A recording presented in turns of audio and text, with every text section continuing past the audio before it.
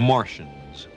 Why so many speculations and fantasies about Martians, rather than Saturnians, say, or Plutonians? Because Mars seems at first glance very Earth-like.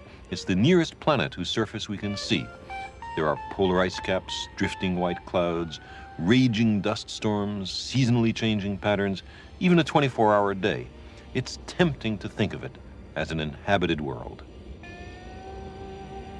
Mars has become a kind of mythic arena onto which we've projected our earthly hopes and fears.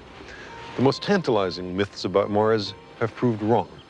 So a few people have swung to the opposite extreme and concluded that the planet is of little interest. They've begun to sing blues for the red planet.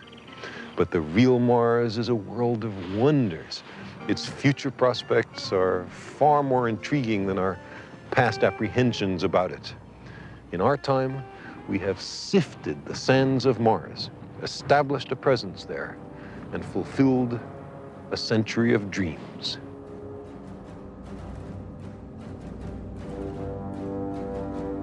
The most startling dream of Mars was that of H.G. Wells, who in 1897 wrote The War of the Worlds.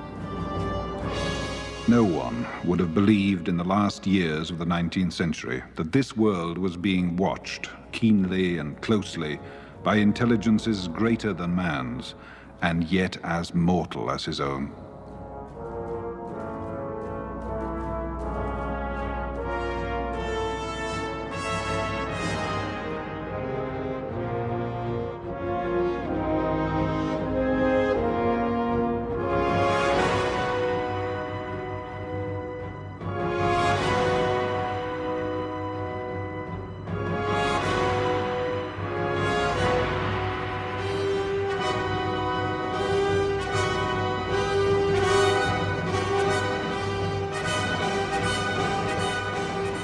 As men busied themselves about their various concerns, they were scrutinized and studied, perhaps almost as narrowly as a man with a microscope might scrutinize the transient creatures that swarm and multiply in a drop of water.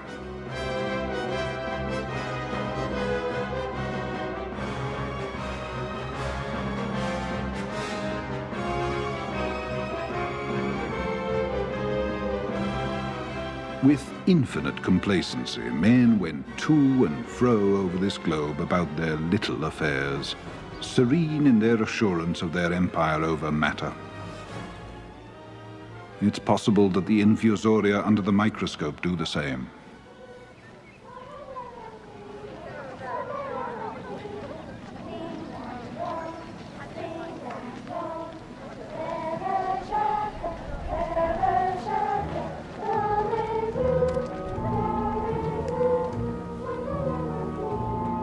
No one gave a thought to the older worlds of space as sources of human danger, or thought of them only to dismiss the idea of life upon them as impossible or improbable.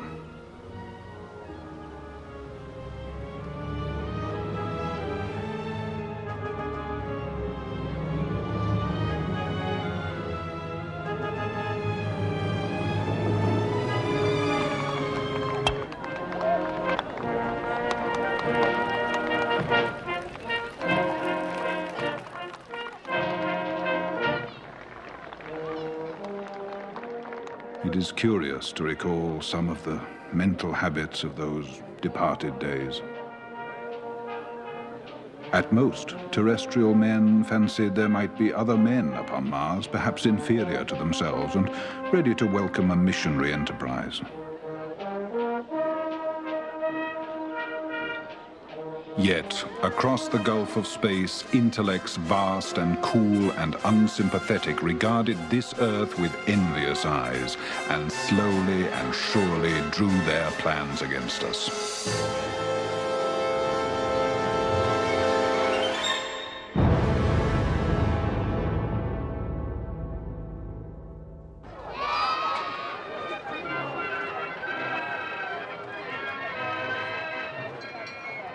Wells's novel captured the popular imagination in the late Victorian era. This was a time when the automobile was a novelty. when the pace of life was still largely determined by the speed of the horse. Into this world, Wells introduced an interplanetary fantasy with spaceships, ray guns, and implacable aliens. These were original and disquieting possibilities. The Martians of H.G. Wells were not merely minor variations on a human theme. Instead, they were the evolutionary product of a totally alien environment.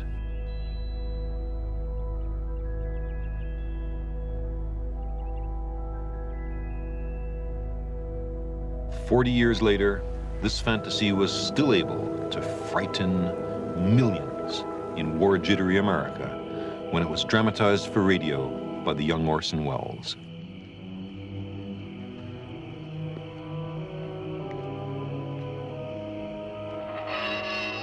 A few years before The War of the Worlds was published, another and quite different vision of Martians was forming in the mind of a wealthy Bostonian named Percival Lowell. The Martians of H.G. Wells were a way for the novelist to examine contemporary society through alien eyes. But the Martians of Percival Lowell were, he believed, very real. It was here that the most elaborate claims in support of life on Mars were developed. Lowell dabbled in astronomy as a young man. He went off to Harvard. He had a semi-official diplomatic appointment to Korea, and otherwise engaged in the usual pursuits of the wealthy for his time. But his lifelong love was the planet Mars. Lowell was electrified by the announcement in 1877 by an Italian astronomer, Giovanni Schiaparelli, of canali on Mars. Schiaparelli had reported during a close approach of Mars to the Earth an intricate network of single and double straight lines crisscrossing the bright areas of Mars. Now, canali in Italian means channels or grooves, but it was promptly translated into English as canals, a word which understandably has a certain implication of intelligent design. A Mars mania swept through Europe and America, and Percival Lowell found himself caught up in it. In 1892, his eyesight failing, Schiaparelli announced he was giving up observing Mars. Lowell resolved to continue the work.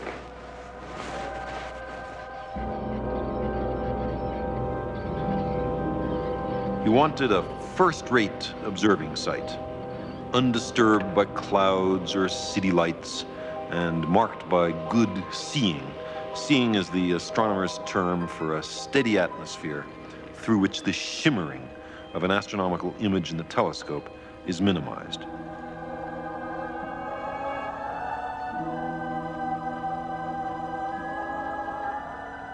Lowell built his observatory far away from home on Mars Hill, here in Flagstaff, Arizona.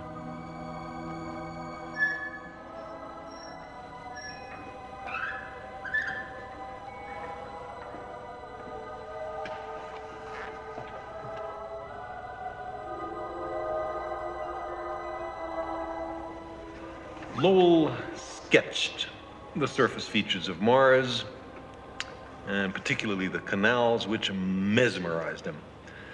Now, observations of this sort aren't easy.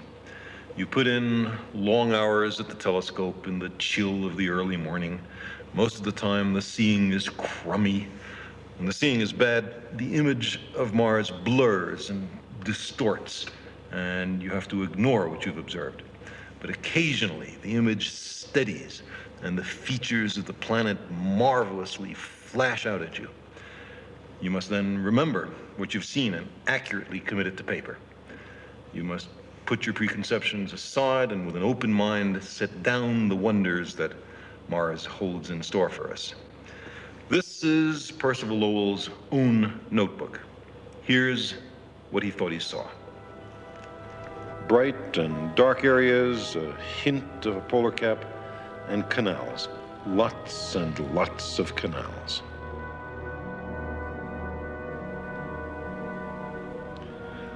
Lowell believed that he was seeing a globe-girdling network of great irrigation canals carrying water from the melting polar caps to the thirsty inhabitants of the equatorial cities. He believed the planet was inhabited by an older and wiser race, perhaps very different from us. He believed that the seasonal changes in the dark areas were due to the growth and decay of vegetation. He believed that the planet was Earth-like. All in all, he believed too much.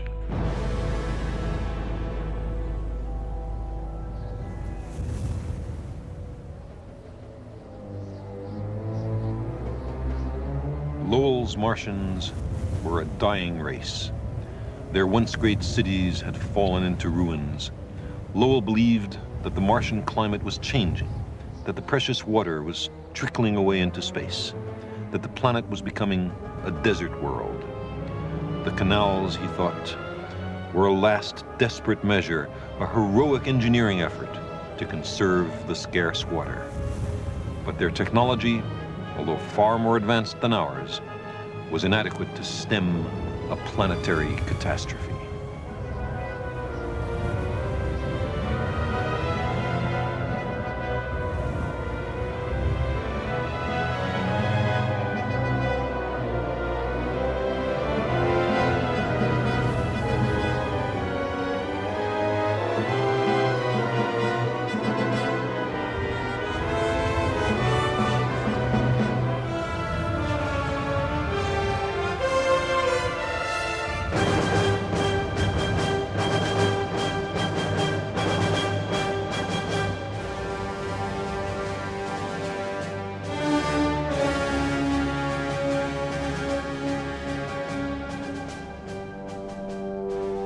The most serious contemporary challenge to Lowell's ideas came from an unlikely source, the biologist Alfred Russel Wallace, co-discoverer of evolution by natural selection. Wallace correctly showed that the air on Mars was much too cold and thin to permit the existence of liquid water. He wrote that only a race of madmen would build canals under such conditions. Lowell's Martians were benign and hopeful, even a little godlike. Very different from the malevolent menace posed by H.G. Wells and Orson Welles in The War of the Worlds. Both sets of ideas passed into the public imagination through Sunday supplements and science fiction, and excited generations of 8-year-olds into fantasizing that they themselves might one day voyage to the distant planet Mars. I remember reading with breathless fascination the Mars novels of Edgar Rice Burroughs.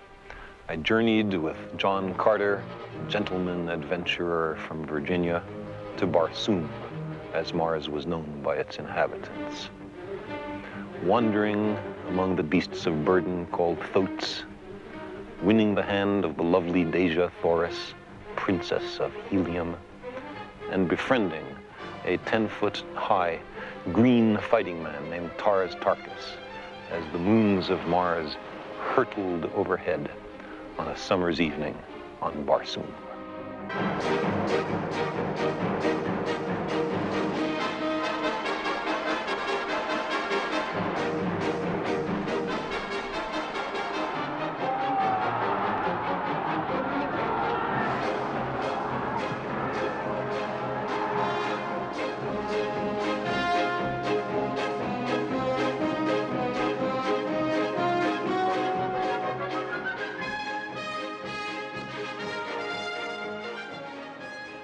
It aroused generations of 8-year-olds, myself among them, to consider the exploration of the planets as a real possibility, to wonder whether we ourselves might one day venture to the distant planet Mars. John Carter got to Barsoom by standing in an open field, spreading his hands and wishing hard at Mars. I can remember spending many an hour in my boyhood, arms resolutely outstretched in an open field in twilight, imploring what I believed to be Mars to transport me there. It never worked. There had to be some better way. And there was. The real road to Mars was opened by a boy who loved skyrockets.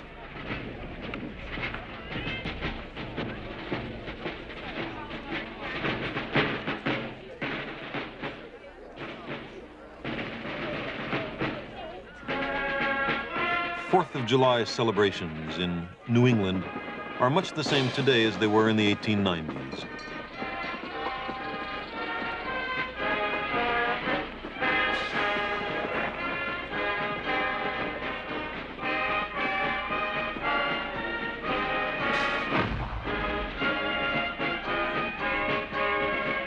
Then, as now, the highlight of the day's festivities was a rousing fireworks display.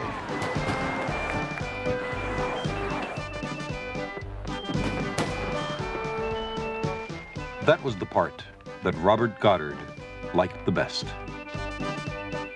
By the time he was 16, he was launching his own rockets.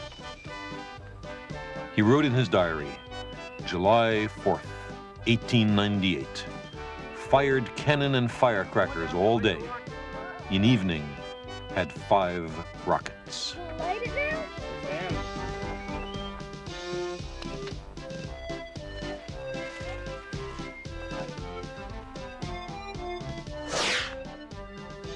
Wow! That same year, The War of the Worlds was being serialized in the Boston Post. Goddard eagerly read every word.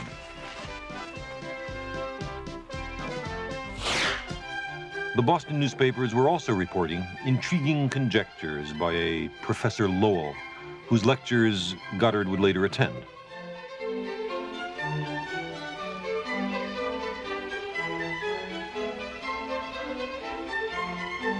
The images of Mars spun by Wells and Lowell beguiled the young Goddard. And at age 17, on October 19th, 1899, they crystallized into an overwhelming vision that provided the direction and purpose of his life.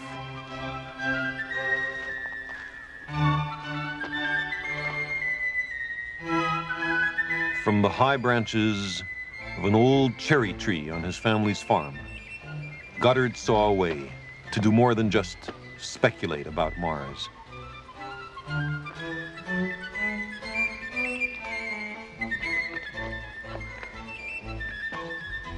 Before anyone had ever flown in an airplane or listened to a radio, Goddard decided to invent a machine that would voyage to the planet Mars.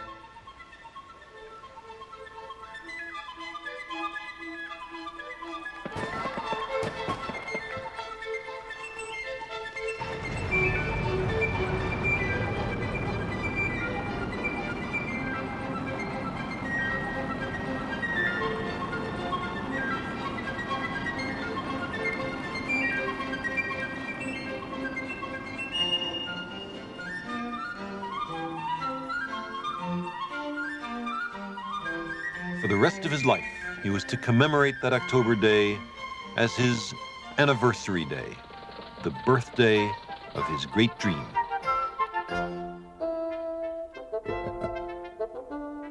By the 1920s, after years of studying physics and engineering, he was experimenting with liquid fuel rockets.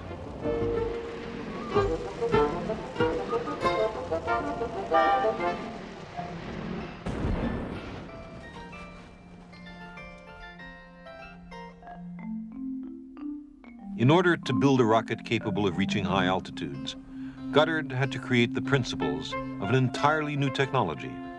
He invented the basic components that propel, stabilize, and guide the modern rocket.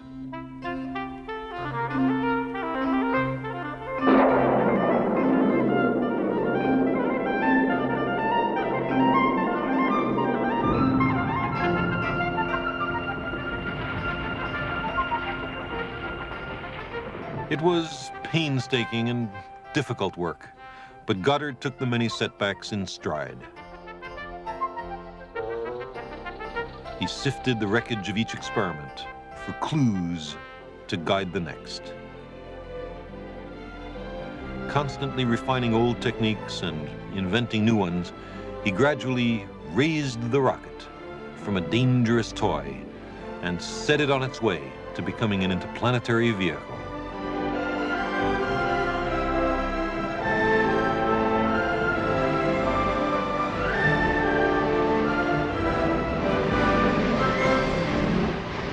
Goddard died in 1945 before a rocket had ever left the planet Earth. Although Mars always remained his objective, Goddard knew that such a goal would be ridiculed. In public, he advocated only the more modest objective of flying to the moon.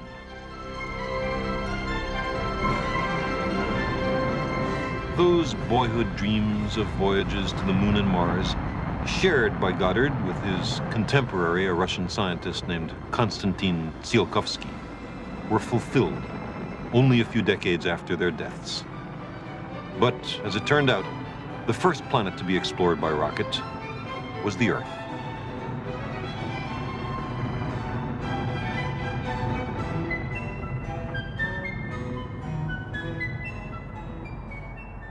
Now, imagine yourself a visitor from some other and quite alien planet. You approach the Earth with no preconceptions.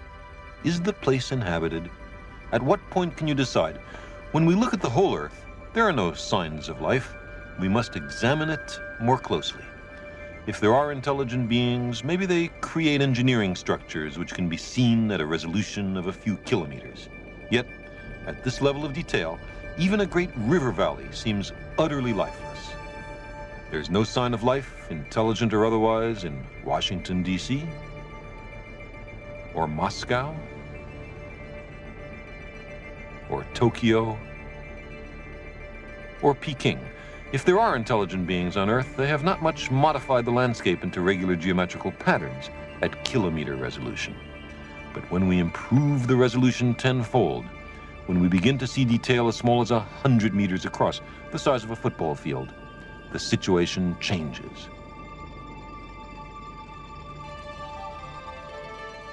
Many places on Earth seem suddenly to crystallize out, revealing an intricate pattern of straight lines, squares, rectangles, and circles.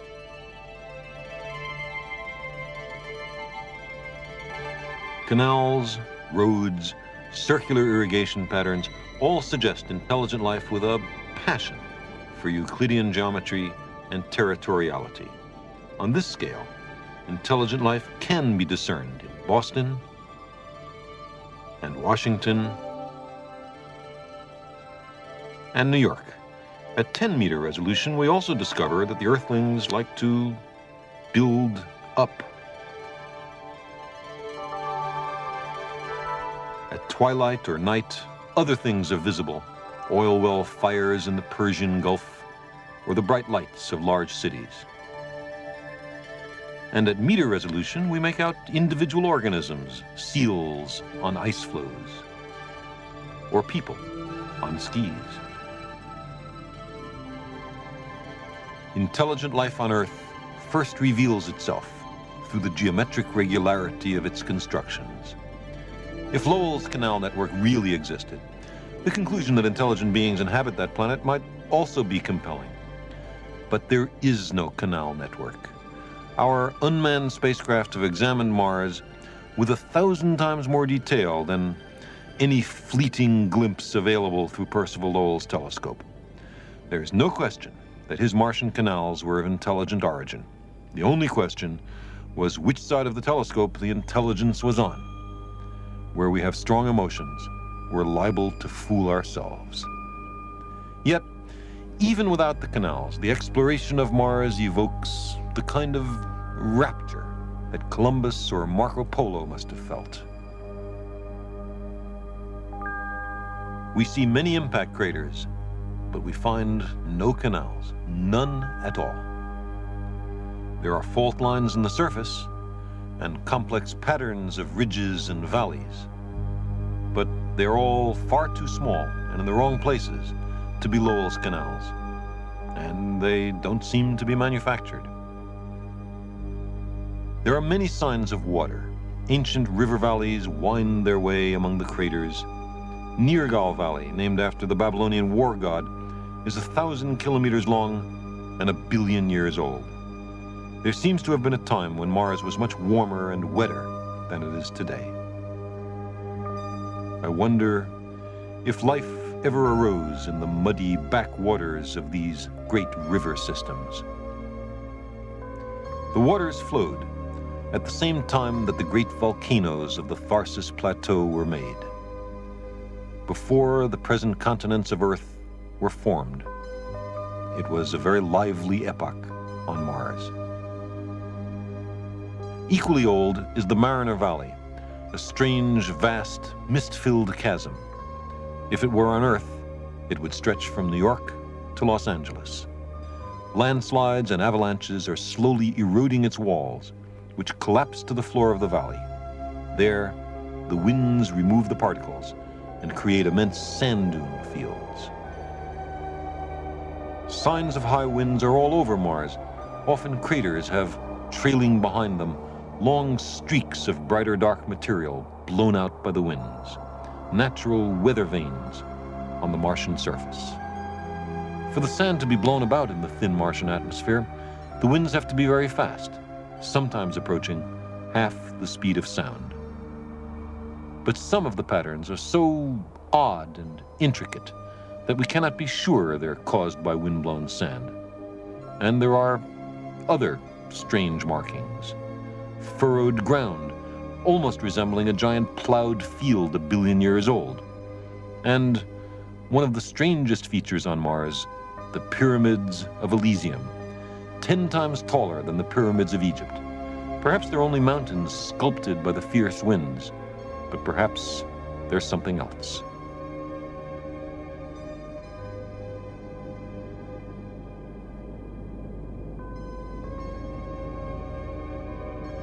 How marvelous it would be to glide over the surface of Mars, to fly over Olympus Mons, the largest known volcano in the solar system. The surface area of Mars is exactly as large as the land area of the Earth. It will be a long time before this planet is thoroughly explored. The only canal of Percival Lowell that corresponds to anything real is Mariner Valley. 5,000 kilometers long. It's a little hard to miss even from Earth. The Grand Canyon of Arizona would fit into one of its minor tributaries. Someday, we will careen through the corridors of the Valley of the Mariners.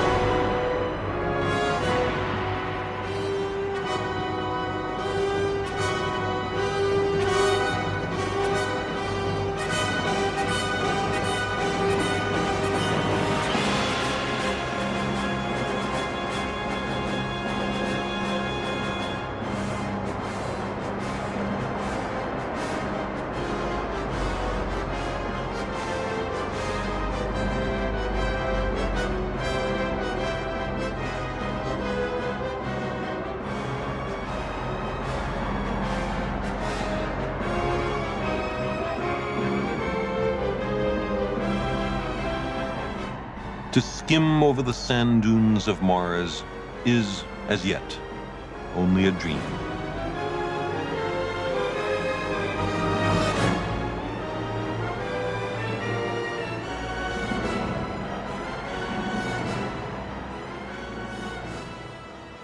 But we have, in fact, sent robot emissaries to Mars. Their names are Viking 1 and Viking 2. The problem was where to land them. We knew that the volcanoes of Tharsis were too high. The thin Martian atmosphere would not there support our descent parachute. The great Mariner Valley was too rough and unpredictable. The polar caps were too cold for the lander's nuclear power plant to keep it warm. There were fascinating places that were too high, or too windy, or too hard, or too soft, or too rough, or too cold.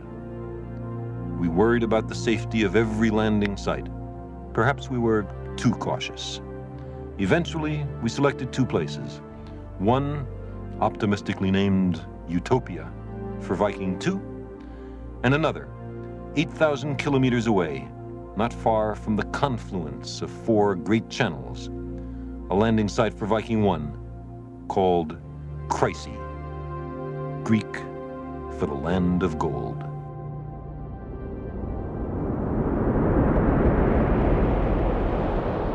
And so, after a voyage of 100 million kilometers, on July 20th, 1976, Viking 1 landed right on target in the Chrysi Plain. It was less than 80 years since Robert Goddard had his epiphanal vision in a cherry tree in Massachusetts.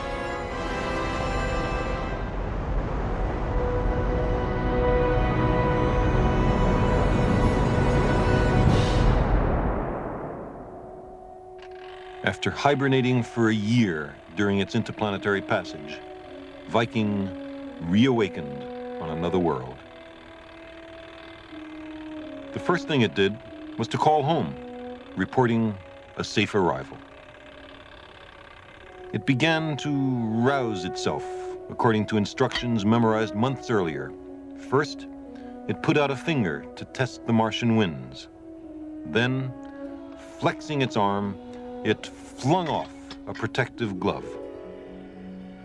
Next, Viking prepared to sniff the air and taste the soil. Finally, it opened its eyes for a look at its new surroundings.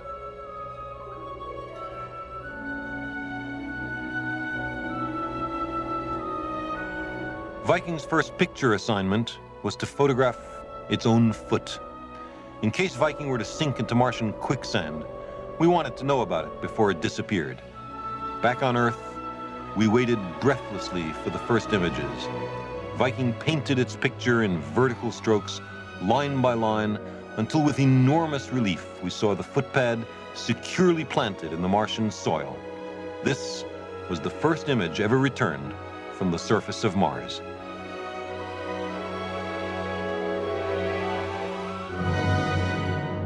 The cameras on each Viking lander revealed a kind of rocky desert. Beyond the lander itself, we saw for the first time the landscape of the red planet. It didn't look like an alien world. There were rocks and sand dunes and gently rolling hills as natural and familiar as any landscape on Earth. Forever after, Mars would be a place.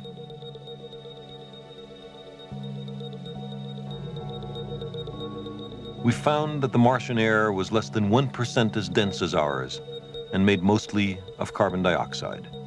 There were smaller amounts of nitrogen, argon, water vapor, and oxygen.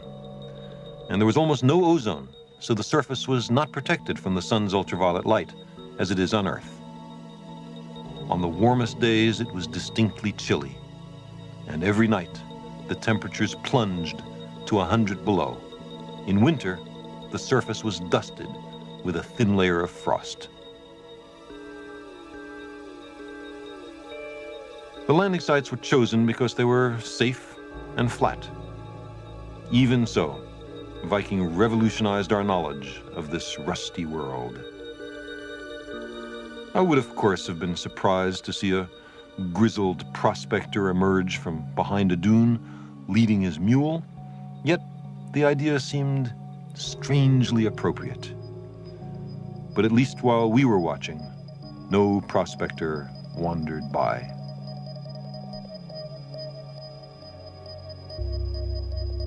We studied with exceptional care every picture the cameras radioed back, but there was no hint of the canals of Barsoom, no sultry princesses, no 10-foot-tall green fighting men, no thoats, no footprints, not even a cactus or a kangaroo rat. Perhaps there was life inside the rocks or under the ground. If so, it had left no traces.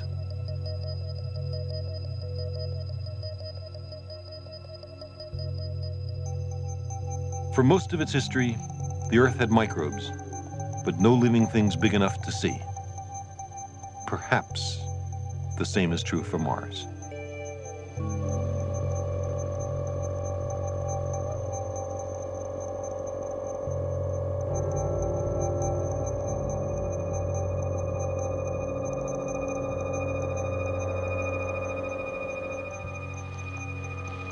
The Viking lander is a superbly instrumented and designed machine.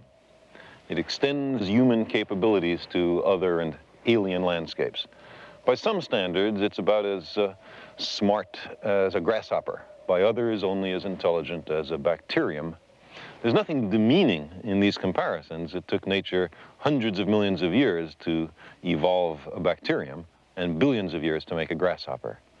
With only a little experience in this sort of business, we're getting pretty good at it. In both landing sites, in Chryse and Utopia, we've begun to dig the sands of Mars. On a very small scale, such trenches are the first human engineering works on another world.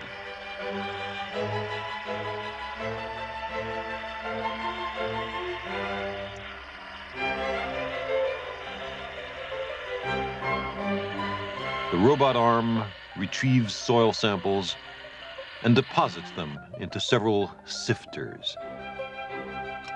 Then, the soil is carried to 5 experiments, 2 on the chemistry of the soil and 3 to look for microbial life. The Viking biology experiments represent a pioneering first effort in the search for life on another world. The results are tantalizing, annoying, provocative, stimulating, and deeply ambiguous. By criteria established before launch, 2 of the 3 Viking microbiology experiments seem to have yielded positive results. First, when Martian soil samples are mixed together with an organic soup from Earth, something in the soil seems to have broken the food down, almost as if there were little Martian microbes which metabolized, enjoyed the soup from Earth. Second, when gases from Earth were mixed together with Martian soil, something seems to have chemically combined the gases with the soil, almost as if there were little Martian microbes capable of synthesizing organic matter from atmospheric gases. But the situation is complex. Mars is not the Earth. As the legacy of Percival Lowell reminds us, we are liable to be fooled. Perhaps the ultraviolet light from the sun strikes the Martian surface and makes some chemical which can oxidize foodstuffs. Perhaps there is some catalyst in the Martian soil which can combine atmospheric gases with the soil and make organic molecules. The red sands of Mars were excavated 7 times at the 2 different landing sites, as distant from each other as Boston is from Baghdad. Whatever was giving these results was probably all over Mars, but was it life or just the chemistry of the soil? Studies suggest that a kind of clay known to exist on Mars can serve as a catalyst to accelerate, in the absence of life, chemical reactions which resemble the activities of life. It may be that in the early history of the Earth, before life, there were little cycles, chemical cycles running in the soil, something like photosynthesis and respiration, which were then incorporated by biology once life arose. There may be life elsewhere than in the 2 small sites we examined, or perhaps there's life of a different sort all over Mars. Life is just a kind of chemistry, of sufficient complexity to permit reproduction and evolution. I wonder if we'll ever find a specimen of life based not on organic molecules, but on something else, something more exotic. The Viking experiments found that the Martian soil is not loaded with organic remains of once living creatures. Maybe the reactive chemistry of the surface has destroyed organic molecules based on carbon. Or maybe there's no life on Mars and all Viking found was a funny soil chemistry. Or maybe there's life, okay, but it's not based on organic chemistry as much as life is on Earth. Personally, I don't think that's a very likely possibility. I'm a carbon chauvinist. I freely admit it. Carbon is tremendously abundant in the cosmos, and it makes marvelously complex organic molecules that are terrifically good for life. I'm also a water chauvinist. It's an ideal solvent for organic molecules, and it stays liquid over a very wide range of temperatures. But sometimes I wonder, could my fondness for these materials have anything to do with the fact that I'm chiefly made up of them? Are we carbon and water based because these materials were abundant on the early Earth at the time of the origin of life? Might life elsewhere be based on different stuff? I'm a collection of organic molecules called Carl Sagan. You're a collection of almost identical molecules with a different collective label. But is that all? Is there nothing in here but molecules? Some people find that idea somehow demeaning to human dignity. But for myself, I find it elevating and exhilarating to discover that we live in a universe which permits the evolution of molecular machines as intricate and subtle as we. The essence of life is not so much the atoms and small molecules that go into us as the way, the ordering, the way those molecules are put together. Now, we sometimes read that the chemicals which make up a human body are worth, on the open market, only 97 cents or $10 or some number like that. And it's depressing to find our bodies valued at so little. But these estimates are for humans reduced to our simplest possible components. What is all this stuff in front of me? These are exactly the atoms that make up the human body, and in the right proportions, too. We're made mostly of water, and that costs almost nothing. The carbon is counted as coal. The calcium in our bones is chalk. The nitrogen in our proteins is liquid air. The iron in our blood is rusty nails, some phosphorus and some trace elements. If we didn't know better, we might be tempted to take all these atoms and mix them together in a container, like this.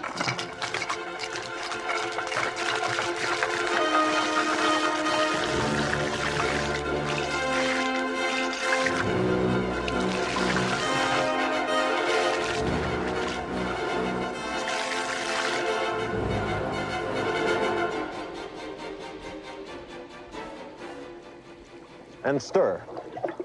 We could stir all we want, and at the end of it, all we'd have is some boring mixture of atoms. How could we have expected anything else? The beauty of a living thing is not the atoms that go into it, but the way those atoms are put together, information distilled over 4 billion years of biological evolution. Incidentally, all the organisms on the Earth are made essentially of that stuff.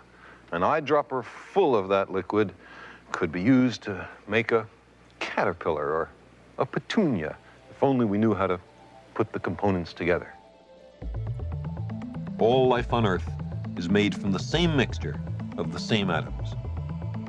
On another planet, the jars of life might be filled with very different atoms and small molecules, but I think the life forms on many worlds will consist, by and large, of the same atoms that are popular here, maybe even the same big molecules. So I don't believe we can rescue the idea of life on Mars by appealing to some exotic chemistry. Sometimes we hear about possible life forms in which silicon replaces carbon, or perhaps liquid ammonia replaces liquid water. But at Martian temperatures, there don't seem to be any plausible silicon-based molecules which might carry a genetic code. And ammonia is liquid only under higher pressures and lower temperatures. Someday in the distant future, we might have a collection of jars, each containing the elementary biochemistry of another world. I don't know if there'll be one labeled Mars, but if there is, I bet it will be full of organic molecules. But there's another way to search for life on Mars, to seek out the discoveries and delights which that heterogeneous environment promises us. One of the things that a grasshopper can do, but Viking can't, is move. We landed in the dull places on Mars. For all the solid scientific findings and tantalizing hints which Viking provided, we know that there are an enormous number of places on the planet far more interesting. What we need is a roving vehicle with advanced experiments in biology and organic chemistry, able to land in the safe but dull places and wander to the interesting places.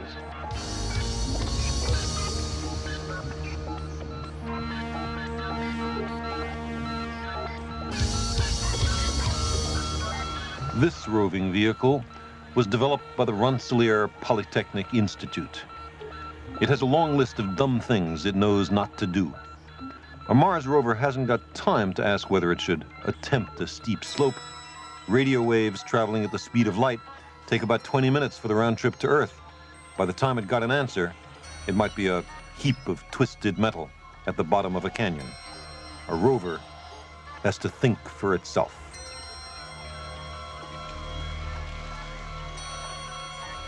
Imagine a rover with laser eyes like this one, but packed with sophisticated biological and chemical instruments, sampler arms, microscopes, and television cameras, wandering over the Martian landscape. It could drive to its own horizon every day, a distant feature it barely resolves at sunrise. It can be sniffing and tasting by nightfall.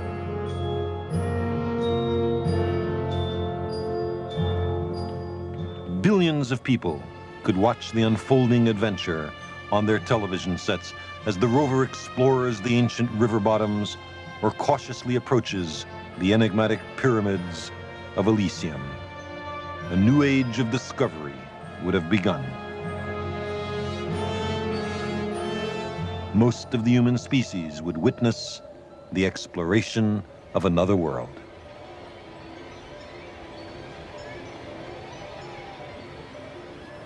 Only 80 years ago, we could come no closer to Mars than straining to see a tiny, shimmering image through a telescope in Arizona. Now, our instruments have actually touched down on the planet. Viking is a legacy of H.G. Wells and Percival Lowell, Robert Goddard. Science is a collaborative enterprise spanning the generations. When it permits us to see the far side of some new horizon, we remember those who prepared the way, seeing for them also. On each lander, there is a microdot on which is written very small the names of 10,000 men and women responsible for Viking's splendid achievement. One of the names in this microdot belonged to a friend of mine, a remarkable microbiologist named Wolf Wischniak. He was the first person to build a machine to look for microbes on another world. His friends called it the wolf trap. It contained a liquid nutrient to which Martian soil would be added, and any microbes that liked the food would grow in that nutrient medium and cloud it. The wolf trap was selected to go with Viking to Mars, but NASA is especially vulnerable to budget cuts, and the wolf trap was removed as an economy measure. It was a terrible blow to Wischniak. He'd worked 12 years on it. Others might have stalked off the project, but Wischniak was a gentle and dedicated man. He decided instead to study the most Mars-like environment on this planet, the dry valleys of Antarctica, which were long thought to be lifeless.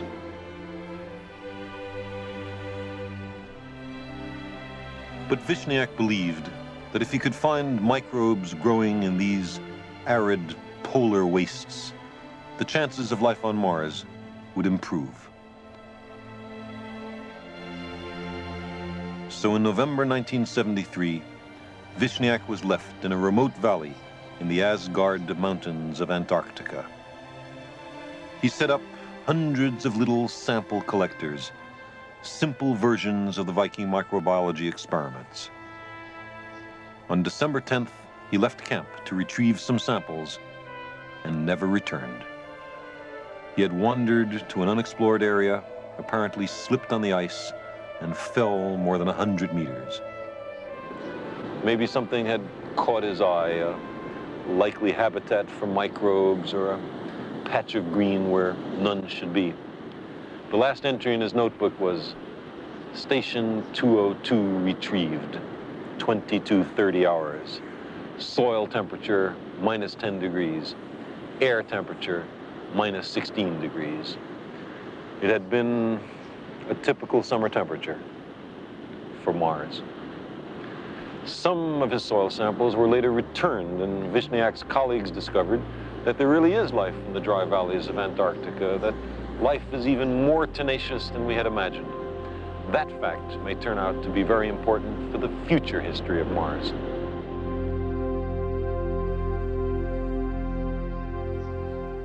There will be a time when Mars is thoroughly explored. What then? What should we do with Mars? If there is life on Mars, then I believe we should do nothing to disturb that life.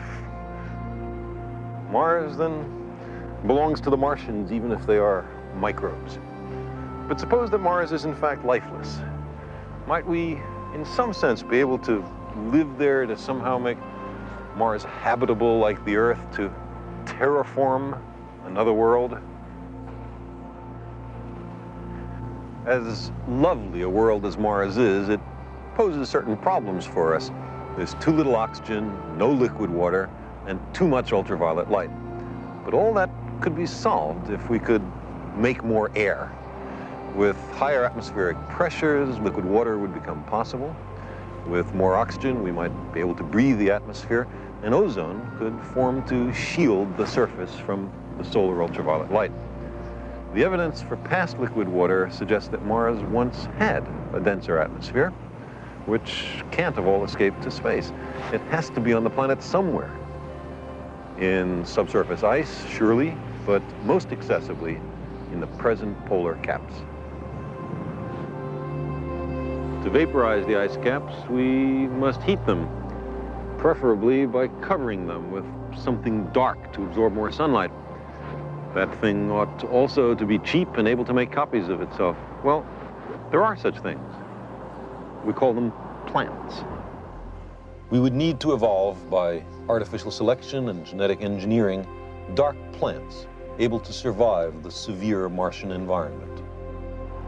Such plants could be seeded on the vast expanse of the Martian polar ice caps, taking root, spreading, giving off oxygen, darkening the surface, melting the ice, and releasing the ancient Martian atmosphere from its long captivity. We might even imagine a kind of Martian Johnny Appleseed, robot or human, roaming the frozen polar wastes in an endeavor which benefits only the generations to come. It might take hundreds or thousands of years.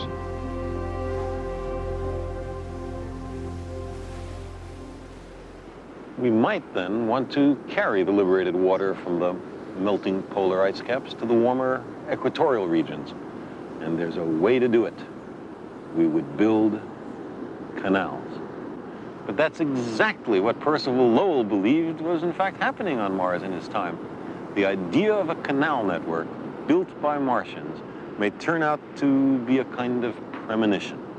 Because if the planet ever is terraformed, it'll be done by human beings whose permanent residence and planetary affiliation is Mars. The Martians will be us.